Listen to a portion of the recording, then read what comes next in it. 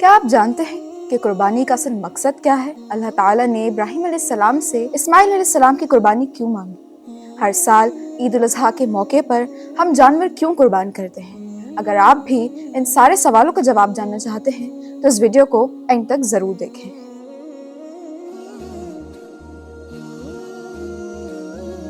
السلام علیکم۔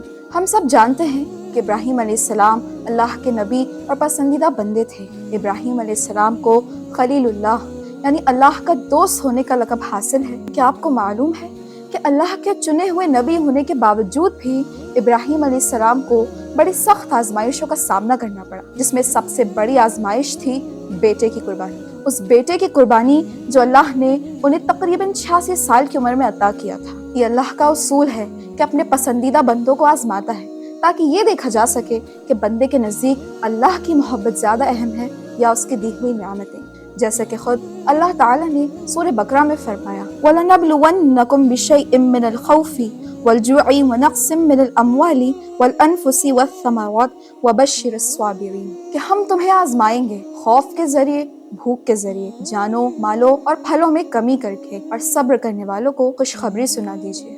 تو اسی طرح نبیوں کی آزمائش بھی بڑی سخت ہوتی ہے، جیسے کہ ابراہیم علیہ السلام کی تھی۔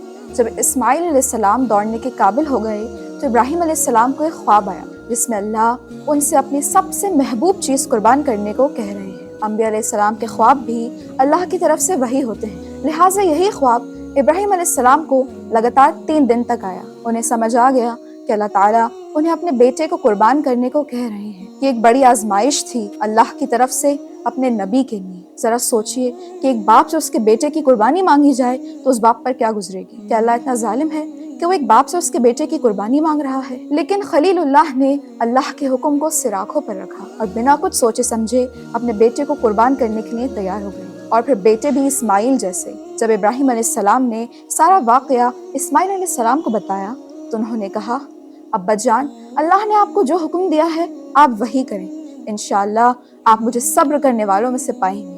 پھر دونوں باپ بیٹے کعبہ سے دور منا کی قربان گاہ میں پہنچ گئے۔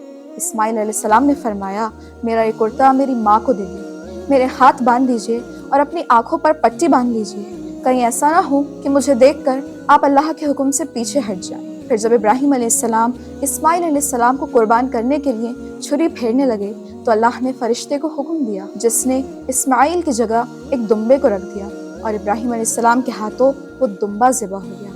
جب ابراہیم علیہ السلام نے اپنی آنکھوں سے پٹی ہٹائی تو دیکھا کہ اسماعیل پاس کھڑے ہیں اور دمبا ذبح ہو گیا ہے۔ تو اللہ کی طرف سے اعلان ہوا، قَدْ صَدَّقْتَ الرُّؤْيَا إِنَّ كَذَلِكَ نَجْزِي الْمُحْسِنِينَ، اے ابراہیم آپ نے تو خواب کو بھی سچ کر دکھایا اور ہم محسنین کو ایسا ہی بدلہ دیا کرتے ہیں۔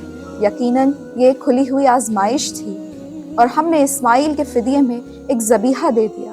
یہ منظر دیکھ کر ابراہیم علیہ السلام سجدے میں جا گرے اور بے ساختہ پکارا، اللہ اکبر اللہ اکبر، لا الہ الا اللہ واللہ اکبر، اللہ اکبر وللہ الحمد۔ واقعی کتنی بڑی قربانی تھی جو ابراہیم علیہ السلام نے دی۔ اللہ تعالیٰ کو ابراہیم علیہ السلام کی یہ قربانی اتنی زیادہ پسند آئی کہ اسے قیامت تک آنے والے تمام مسلمانوں کے لیے سنت قرار دیا، اور اسی سنت ابراہیمی کی یادگار میں ہم ہر سال عید الاضحیٰ کے موقع پر قربانی کرتے ہیں۔ لیکن اس واقعے سے ہمیں کیا سمجھ آتا ہے؟ ہمیں سمجھ آتا ہے کہ قربانی بیٹے کی نہیں بلکہ سب سے زیادہ پسندیدہ چیز کی دی گئی تھی۔ اللہ ظالم نہیں بلکہ رحمان ہے۔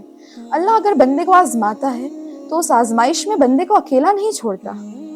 اللہ کا مقصد ہم سے ہماری پسندیدہ چیز کو چھیننا نہیں ہے بلکہ یہ صرف دیکھنا ہے کہ ہمیں اللہ سے کتنی محبت ہے اور اس پر کتنا توکل ہے۔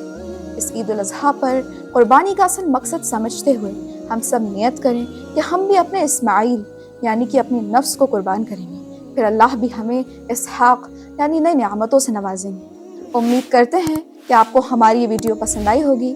اسے اپنے فرینڈز اینڈ فیملی کے ساتھ ضرور شیئر کریں اور ایسے ہی ویڈیوز کے لیے ہمارے چینل کو سبسکرائب کریں۔